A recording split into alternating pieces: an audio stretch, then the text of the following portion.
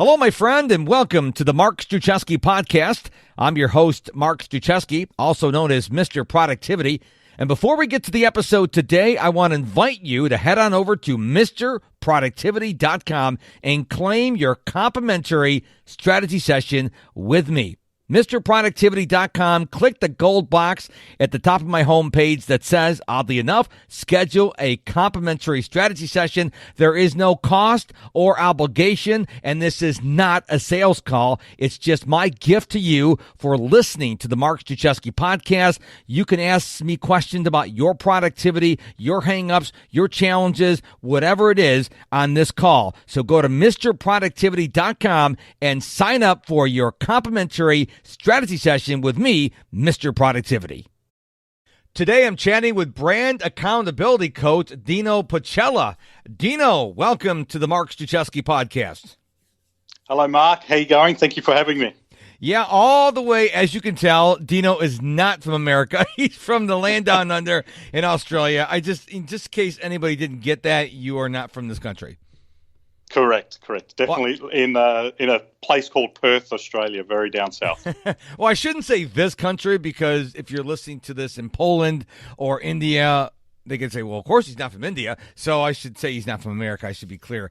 But we're going to talk a lot on the show today about brand accountability. But before we get started, Dino, your LinkedIn profile says, and I quote, "Concentrate on the we by flipping the M in the me." So tell us more about that.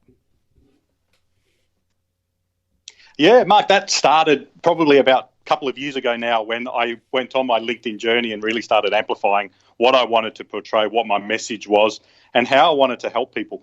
And to be perfectly honest, Mark, it came off the back of some feedback I was getting off the posts and the messages that I was relaying on the platform, that it was all about the awards I was winning. It was about what my company was doing and the wonderful service offerings that we were bringing to the market. And that continued on for about 3 years prior to when I started flipping the M. And a lot of people were coming off and saying, oh, can we understand a little bit about you? Where's your messaging? It's very corporate. We want to understand the Dino behind the corporate feel and the white-collar worker. And I thought, well, maybe I need to listen to this feedback.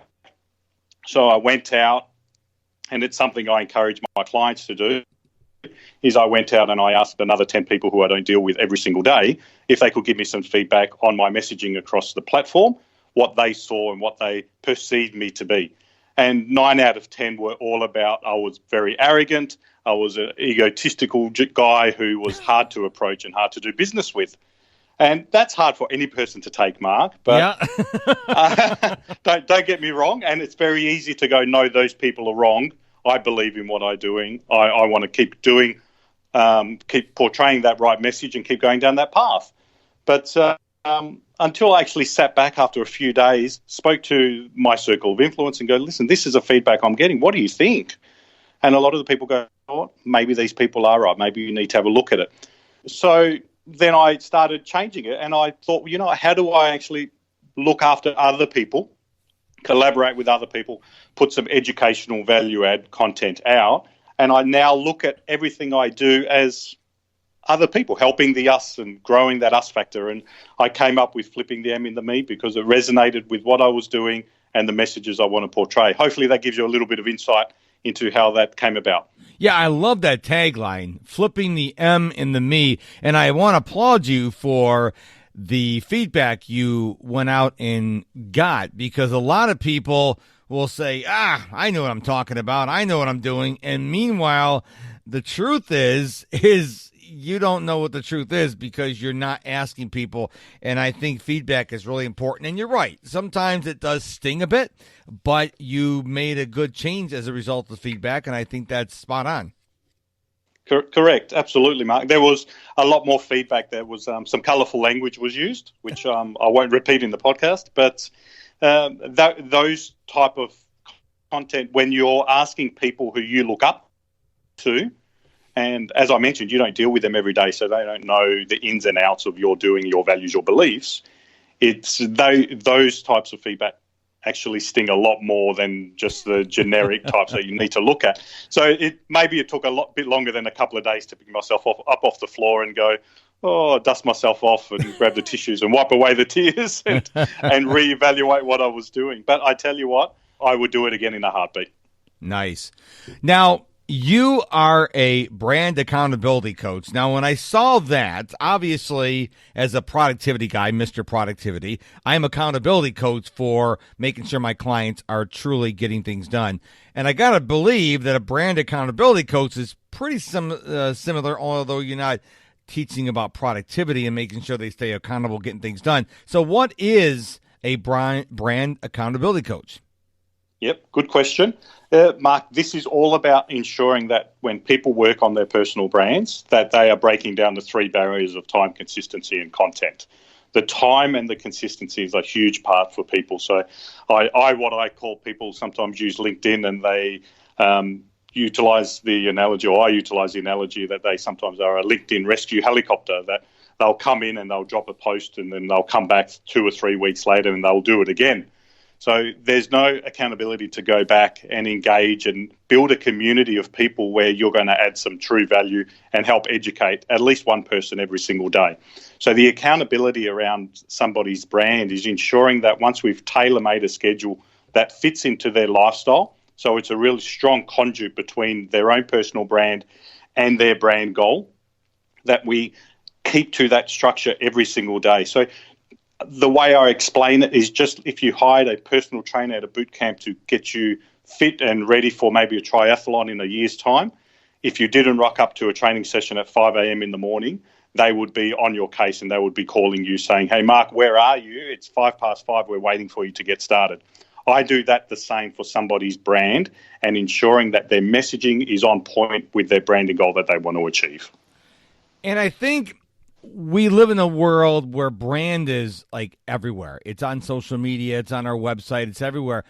And I see a lot of people, unfortunately, they do the set it and forget it approach. They don't ever look at their brand again. They may have learned from a conference or a coach one way to do it 4 years ago, but they don't keep up with what's going on, and things change. I mean, obviously you don't want to keep changing your brand every other week. That would be ridiculous, but you got to pay attention to what's going on, because Facebook and Twitter and Instagram, all these people, they're always changing the rules. They're changing the algorithms. They're changing the way you should be using the platform. And if you don't pay attention, and I think this is where accountability coach come in, is say, hey, wait a minute, that worked last year, but that doesn't work anymore. Matter of fact, what you're doing now, what I taught you 2 years ago, was actually hurting your brand. Would you agree on that? Oh, no doubt. Absolutely. 100%. And it's also around keeping track of your brand.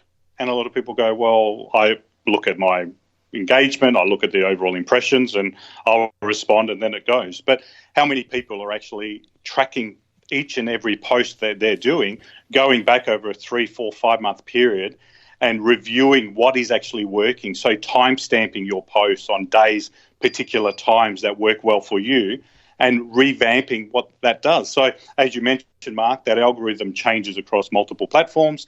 Is it relevant now that it was 6 months ago that maybe your best time to post was at 4 p.m. on a Wednesday? Has that changed to maybe 9 a.m. on a Wednesday now? So how do you change that? How do you get the right content form, the right content mix into your umbrella, that you're branching it out across a huge demographic of audience to help as many people as you can? And sometimes that, I suppose that's where that flipping the M comes back into it. Are you posting to highlight what you do, or are you posting to help somebody who's looking at your posts? Now, Gary Vaynerchuk is often saying that we need to spend more time documenting rather than creating. Because let's face it, there's nothing new under the sun. Anything you want to know about anything, you can find out for free on the internet. And I kind of like the whole document instead of create, because you have a unique story. I have a unique story. The listener has a unique story. What do you think? Do you agree with Gary's premise that we should spend more time documenting instead of creating, sharing with people our journey? Or do you think we should really, do you disagree with him? You think we should just teach people and create content for the sole purpose of helping people? Yeah, I definitely don't disagree with Gary. There's certainly a play that needs to be shared around the journey that people take, and that's all about personal brand. What I call it, Mark, is I call about breaking down that egotistical wall that everybody puts out in front of them each time we go out into the wide open spaces of our wonderful world. And how do you actually push a little brick aside every single week so people can understand the real you and what has taken you from one point in your life to another point in your life, and so forth and so on. And I think a lot of people, that emotional storytelling, that real connection that you make with people, that is part of that human-to-human element when it comes to your personal brand. Just like these reality shows, Mark, that we continue to watch on TV, that so many people watch, and I hate to put my hand up, but I am a fan of a couple of them. These shows work well because they are realistic, people can relate to them, and they make an emotional connection with the characters. And with the characters in the sense that they are real people. And most of the people that are watching these shows that get hooked on them have had a similar experience in their own lives. So that relatable factor is extremely strong, and they want to continue watching to see how they've dealt with a certain situation, or if they failed at it, can they implement something in their life so they don't make the same mistake twice? One of the things that really annoys me, and I'd love to know your thoughts on this, is the people who are renting Lamborghinis and scantily clad women and standing in front of mansions and taking pictures, and you find out that they can't even pay the rent that month. They don't know where the next meal's coming from, but they're painting this picture that they're uber successful. And I think the problem with that is when I first see that, I'm very skeptical. Because, first of all, I'd never heard of you before. If you're a multi-quadrillionaire, why haven't I heard of you? And I think it's disingenuous. When you're trying to show that you have achieved a certain level of success that you haven't, I think it really can affect your brand. Would you agree with me on that? Oh, absolutely, Mark. I think most people would definitely agree with you. If anything's going to damage your brand very quickly, it's not showing the authenticity piece through.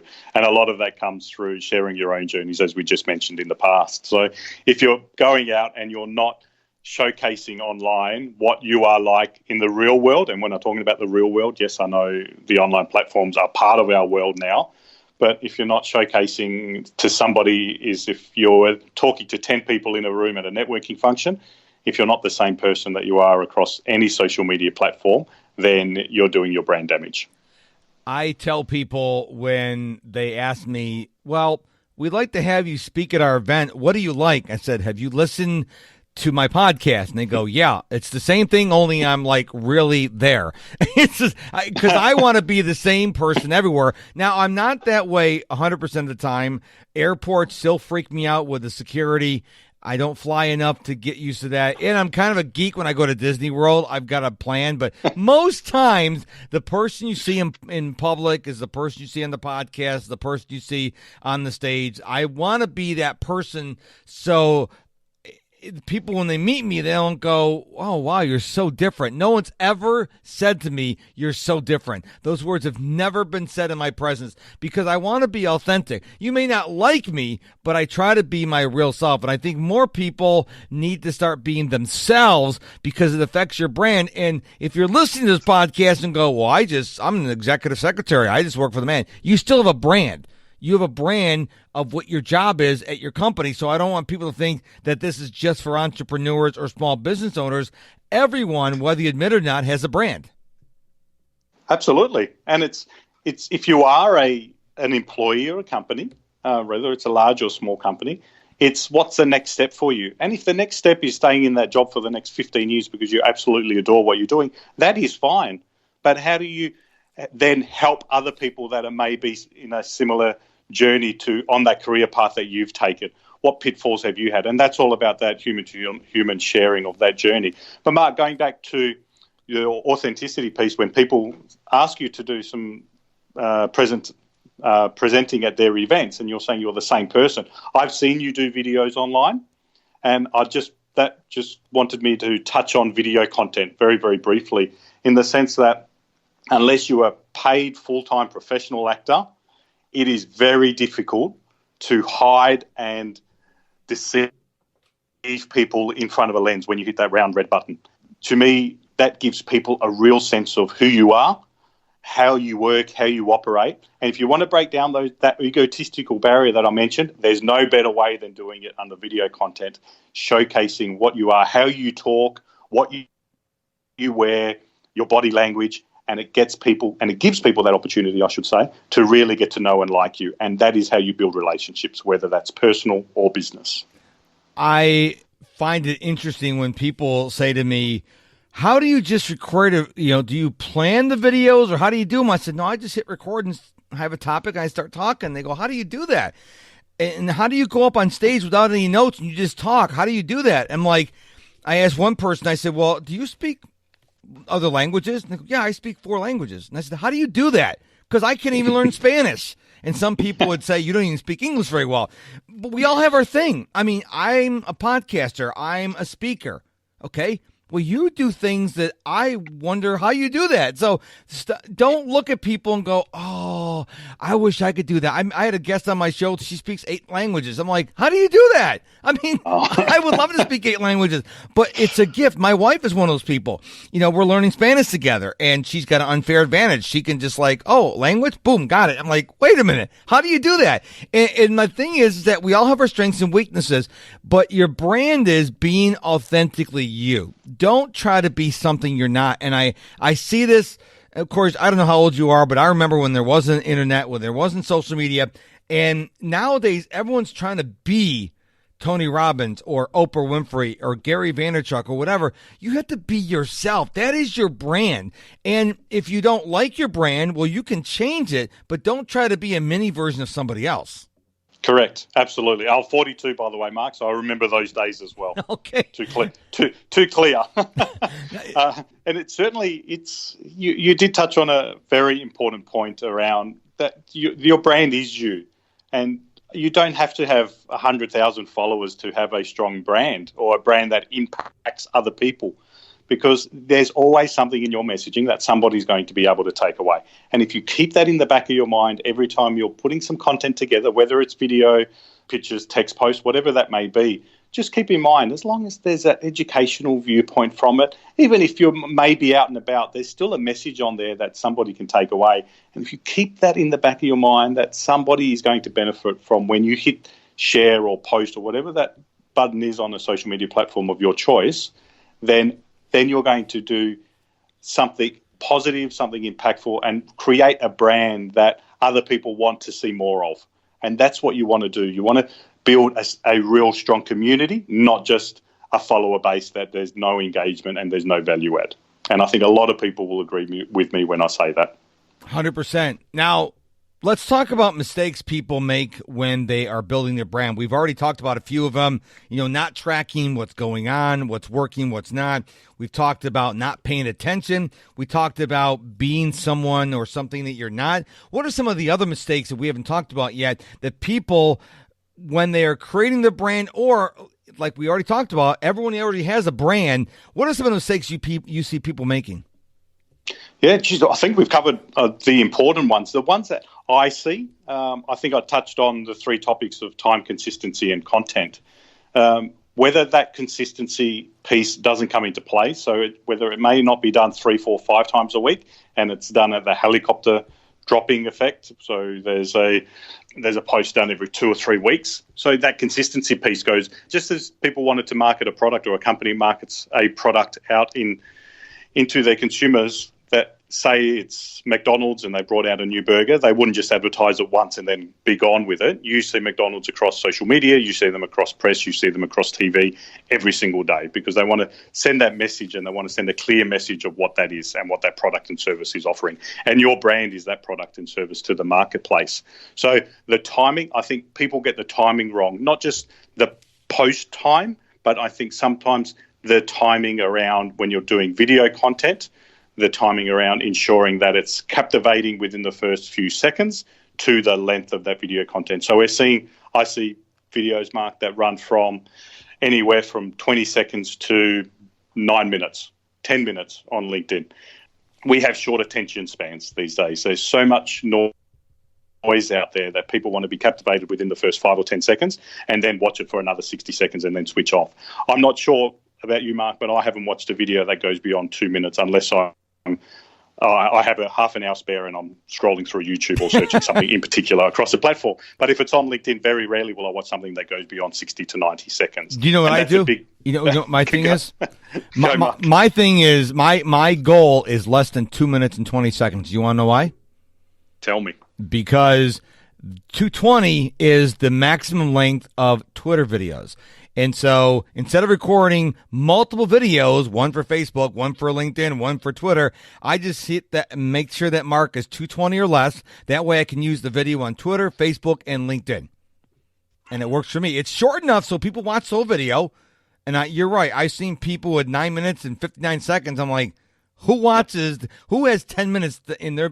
Maybe you have nothing else to do. But for me, I can't watch a 10-minute video. But a 2-minute video, I'll watch a 2-minute video. There's a guy named Corey Warfield who has been on my podcast lately. He's got this thing, we're recording this in February of 2019, that he does this 30 seconds of value video, which I think is really cool. 30 seconds in and out, and who doesn't have 30 seconds to watch a video? Correct. Absolutely. I think you need to be creative when you're doing these videos and the time that you're doing them.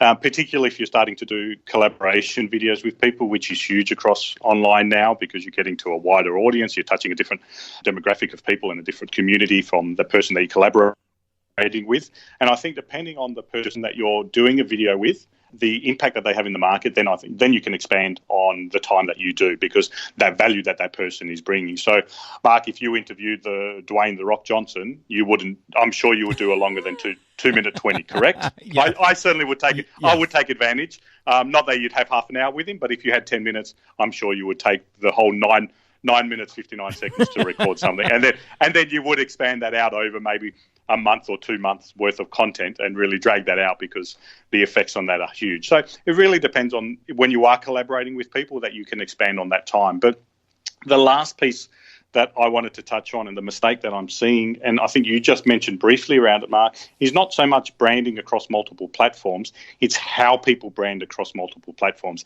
And it's easy to do.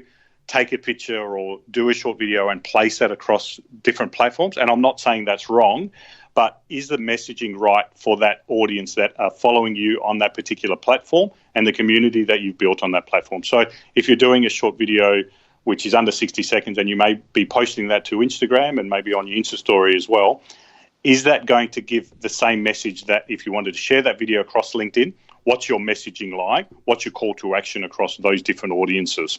And when I'm with clients, I'm always saying if you're out and about at a networking function, at a business, at a conference, wherever you may be, and you want to take videos and share what you've learned and those takeaways to your community, is take multiple pictures, take multiple videos if you can and if you have the time with different people and share different pictures, different videos across those platforms. Because I know some of my audience, what I share on Instagram or what I share on Facebook may not be LinkedIn appropriate. Yes, we are breaking down that corporate, that business approach across LinkedIn, but I still have a line, and it's my own line that I've drawn and my own little social media policy that I live by on what I want to put across each platform. And everybody has that, Mark. People may not talk about it, but everybody has their own little line on what's acceptable on each platform to them and what they actually want to share. And I suppose that's a little egotistical wall that we all hide behind. How much do you want to break down and how much do you want to drill through each brick to actually let people in? Yeah, and a couple thoughts I have on that. First of all, I know people who are extremely successful, but if you look at their social media profiles, you're like, man, how good are they? Because we tend to judge people on how many followers they have, how many likes, how many comments, how many shares, but I would say let's look at their bank balance. Let's look at their client log because there are people who are so busy that they don't need to be on social media. And so we live in a world today in 2019 that we judge people based on how many followers they have. And Gary Vaynerchuk has over 1 million followers on Instagram and on LinkedIn and on Twitter. He could quit social media today and it would not affect his brand at all. And I think we have to get away from, don't get me wrong, having followers is great, but if you're not making money due to your services or products, you can't pay your mortgage with 1 million followers on Instagram. You need to make money. And I think we have to get out of judging people how good they are by how many followers they have. Now, get me wrong. If you're following someone on social media, they better have a big influence on social media. But a coach, maybe not. Yeah, absolutely. I'm a believer that you need to preach what you practice, or practice what you preach, whatever the saying goes. But you definitely need to be around that area that if you're I mentioned fitness coach early in the podcast, that if you are training somebody, would you go to somebody who's obese and overweight trying to teach you to lose weight? Right. So as derogatory as that may have sounded, I'm sure people get where I'm coming from. But if I was a brand coach and I had one client that I was helping over a 12-month period, and all I was actually promoting was my business and everything that I do, and that's okay to do it at a percentage of your content that you place out and the part of your messaging. But if I'm not showcasing people my values, my beliefs, as we mentioned about that journey, what's gotten me to become a brand accountability coach, or did I just wake up one morning and go, hey, I want to take on this career, this looks pretty good, which I can tell you is certainly not the case. This has been 4 to 5 years in the making, and definitely over the last 2 years. But how do people believe in what you do? How do you showcase that? And yes, Mark, unfortunately, this day and age, people look at your follow account, people look at your likes, your engagements, your overall impressions, and go, do I want to follow that person? Do I want to engage with them? Because all they have is 2 likes and 1 comment, and the post has been up for 5 hours. Mm-hmm. Is that relevant to me? Do you know what? It bloody could be. Absolutely. Yes. I love being the first person to engage on somebody's post. Yes. As long as I can engage with something that's relevant, otherwise, outside of a thumbs up emoji. Yes. And if I can do that, that person, not only does it show that person a little bit of love, but it showcases that, you know what, you don't have to be an influencer to make an impact online. You don't have to be an influencer to be successful in business. Everybody has something and a skill set that they can go out and make money. And I'm all for, if you're utilizing social media and you're spending a exuberant amount of time on platforms, what's your return on investment on it? Do you ever sit down and look at, am I getting an ROI on this? And my branding goal, is it aligned to my business? Or am I just doing it to showcase what I can do, but I'm not tracking anything that's coming through the front door? And that's extremely important. I appreciate what you said about the commenting, because I will not leave a comment on a post that's got like 900 comments. I would rather give my love to people who have 2 or 3 or no comments and say, hey, listen, you're important. I want to give you a comment because I have a pretty big network. And if I comment, then other people from my network go, oh, yeah. And all of a sudden, this person who may not have a lot of followers all of a sudden gets more followers because we're helping each other. Me commenting on Gary Vaynerchuk's podcast or his post doesn't make a ripple because he gets like thousands of comments. But if I comment on someone who has 2 or 1, that's going to make a bigger ripple in their brand and their social media presence. Absolutely, Mark. But it's I would add to that as well. It's the way that you actually leave a comment, not particularly as well as the wording that you're leaving, but I always tell my clients, comment the way that you would post. So if you're commenting on something where you can add some further value, or you have an actual question, to start a sub-post within that post through comments that's going to be further engaging to their follower base, then you're right, it creates that LinkedIn waterfall effect. So the more people that are actually seeing that from the person that's posted, the more people that you can get across your profile, and vice versa. So you can have an impact in people's posts. It doesn't always need to be the content that you're placing out. So it's strongly around your brand. Mark, if we have a second, the last piece that I wanted to mention around branding mistakes that people do is people are hiring virtual assistants or getting other people to look after their social media accounts. I'm a big believer that your brand is you, and unless you've worked with somebody for 30 years and worked with them 7 days a week, nobody knows your thoughts except you. And nobody can write an article or do video content the way that you do it, particularly video content, unless you have a face-off machine that you can rip off your face and mask it onto somebody else. You'll never. I don't think we were Travolta and Nicolas Cage at this stage. But if you're getting other people to do that content, is it a real showcase of what you are, or what the type of person you are, particularly around the commenting around other people's posts? No one can add that type of value except you. And you see so many motivational, inspirational posts around the power is you, and or the brand is you, and that's your power, whichever way people are writing them. But it is true. in the sense that you need to invest the time, you need to break down that barrier and showcase your beliefs and your values and really help people across the platforms into what you do, as well as aligning it to your business or your company.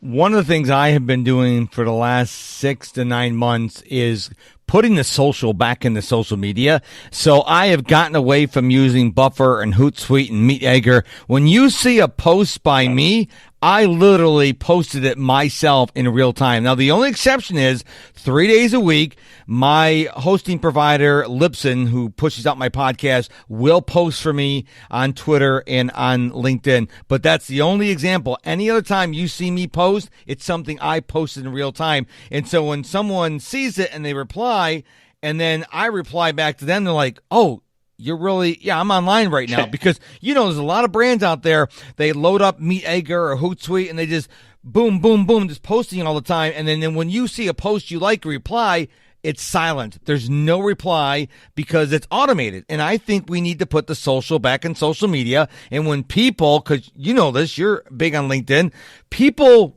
when they take the time to leave a comment, they want you to say thank you or maybe a thumbs up emoji or something to say that you recognize them. Otherwise, they're going to go, does this person even see my comment? And so that's why I'm on my own personal crusade to put the social back in social media. I love it, Mark. Absolutely. I'm all with the comments that you need to at least be strategic on when people are commenting on your post, because sometimes you might get 100 comments and if you're posting 3, 4, 5, 6 times a week, it does become time constrictive to respond to every single comment. But you need to be strategic on if I've got a rule that if you're going to reply to one person's comment in your post, then you reply to all of them. And I think that goes along the lines of your bringing the social back into social media. But if you're not, at least at a very minimum, somebody that's taken the time to leave a comment on your post deserves a like on that comment as acknowledgement that you've read it at the very, very least. If not, it deserves a reply. But you need to keep in mind that people's perception of you online, if they've never had the opportunity to meet or speak to you via a Skype or a Zoom call, then if you're responding to 2 or 3 of them, and I've seen people who respond to influencers' comments on their post and they'll leave another 50 comments unliked or uncommented on. The perception of that person, that is how you damage your brand, and that's another brand mistake that I wanted to bring up. At least take the time. If you're going to take the time to post, take the time to go back into the comments. At a minimum, like it. If it's something that doesn't resonate with you, that you don't want to comment back, at least then message the person privately, or if you're not connected with them and you're a 2nd or 3rd degree connection, at least leave a comment on there, giving an email address and asking to take a conversation offline. Again, that's the added step that I think a lot of people don't do, and we get confused between haters and somebody who disagrees with us. And as soon as somebody disagrees with us online these days, we automatically think we put them in that troll, in that haters bucket. Yep. But it's okay for people to have different opinions than you. That is what makes social media so fantastic, because I don't want everybody to agree on every single post I put up, whether that may be about networking, business, branding, whatever it may be. I want to create some real different conversations where people can read it and go, holy moly, this is a real community where people are sharing their different beliefs, their different views on things, where we can all pull something out of it. And it may not be my post that people are pulling out of it. It may be something, a comment that somebody else has left. So I actually love that. Unless somebody is picking you apart personally, yes, then there's a zero tolerance approach on that one. And that's why we have these block and delete features across these platforms. But you always need to give somebody the benefit of the doubt, because you don't know what they're going through. They might be having a really challenging time in their life. So I think you need to at least reach out to them privately and give somebody the benefit of the doubt. And then if they're still personally attacking you, then you can actually go down that block and delete road. But always give people a chance. I think you never know what's happening behind closed doors is what I'm trying to say, Mark. I agree 100%. And the other thing I wanted to bring up that we talked a little bit about is you don't have to be on every platform. For me, LinkedIn is my number one platform. I don't get any action on Twitter or Facebook or Instagram. And so because my target audience is on LinkedIn, I give LinkedIn most of my time and my effort. Why would I want to spend time trying to push Twitter when nothing happens, when I'm getting a lot of engagement on LinkedIn. I think there's this fear that people say, oh, I got to be everywhere. Do you really have to be everywhere? Nah, maybe you do. But I would say if you know your audience is on one platform and they're really engaged, then I think you should put most of your effort on there. Would you agree with that? Yeah, absolutely. I mean, I think we're all limited for time these days. So you need to pick where your branding goals or your audience is going to get the most out of you. And regardless what social media platform, you may have a presence on the other ones. But if you're going to have a presence on the other platforms, at least utilize that presence and ensure that it's kept up to date as well. You don't want to have a business Facebook page that's been sitting there for 2 years untouched. I think that does more damage than positivity around your brand. But yeah, absolutely. I spend 80% of my time on LinkedIn, but I do have a Facebook and Instagram presence that I touch daily. And I touch it daily, not just to share stuff, but I can pull some pretty cool stuff out of those platforms as well that I can bring into my branding business. Because you know what, Mark? I don't know everything about personal branding. And I'm sure every other personal brand coach doesn't know everything. And I would hate for somebody to say that they do. Because as you said earlier, everything is changing. Mm-hmm. And you've always got an opportunity to learn something new each and every day. I don't care how small it is. So I never know or perceive to know everything. I will never use the word expert or guru on what I do because I'm not that. And if anybody ever uses that, so please, Mark, don't put I'm a personal brand expert in the captions of the podcast because I'm not that. I'm definitely not that. I'm an accountability coach where I actually learn from my clients and hopefully I teach them around the way so then they can move on to the next journey of their branding without me, and they have their personal branding license, which they're comfortable with, and they can move forth, whether that takes 3, 4, 5 or 6 months. So it's certainly a wonderful thing. I appreciate you saying that because what I do with my clients is I will always answer their question how I would do it in my life. So I don't go read a book and say, I read this book that says you should do this. I give advice that I know works in my life because I don't know everyone's life. Even coaching clients, I have these long-term relationships with them. I still don't know them because I wasn't born with them and walked every step of their entire life. And I think that goes back to the authenticity we talked about earlier. So final question I have for you, sir, is where can we find you online? Yes, so I do have a website, dpofficial.com, that has all about myself, my business, and the services that I offer. Definitely LinkedIn, obviously, Mark. I am on Facebook, Instagram, and Twitter, just using the handle Dino Pacella or Dino Pacella Official. Okay, and all those links will be in the podcast show notes, listener. So if you know how to find the podcast show notes, you just click the links. It'll magically take you there. If you don't know how to find the podcast show notes, well, just look me up. I'll send them to you because we definitely want to find out where Dino is.